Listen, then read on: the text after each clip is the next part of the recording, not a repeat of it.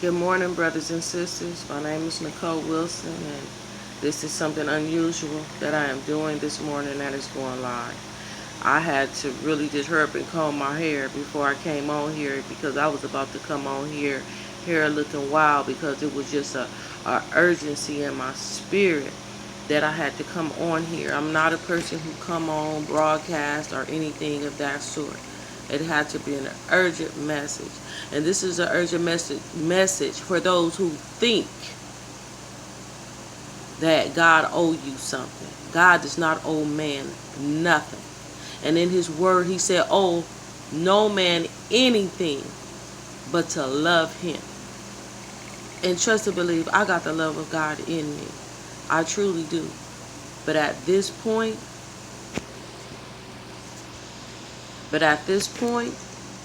God is having me to reach out to those who are prostituting his word, who are prostituting other believers, just prostituting. You understand? People feel like you pray for them, you owe them. I have prayed for the same people for years. Not one time did I feel like they owed me a red cent, because the gift that I have, it came from God. It was freely given. He said, as I freely give, you freely give. So how is it that you pray for me, I pray for you, and now we owe one another? We don't owe no one anything but to love them. God is so angry right now at people who's robbing his people. This church thing has become a business. It's no longer out for saving souls. People are more concerned about how rich they can get.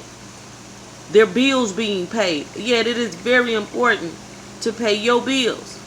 But have you ever lived in your house and no water is running, but you still praise God as if the water was running every day? Have you ever had to live outside and not have a roof, but still praise God like as if you got a roof, and you still go out and you save souls as if you staying in a mansion? Have you ever been without a car and you're on a bus and you're praising God and ministering to other people, but you act like you in a Rolls Royce? Because everything that is about your life has nothing to do with tangible things. It has nothing to do with how good I can look, what type of car I can ride in, how big my house is. Or you owe me because I prayed for you. How dare you? Jesus never talked about tithing to him.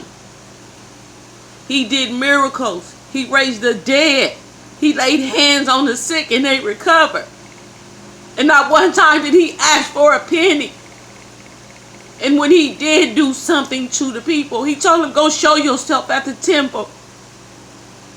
How dare you say you love God and you want to open up the eyes of his people, but you are so busy, you are full of gossip, you full of hate, you don't got no love in your heart whatsoever for God's people.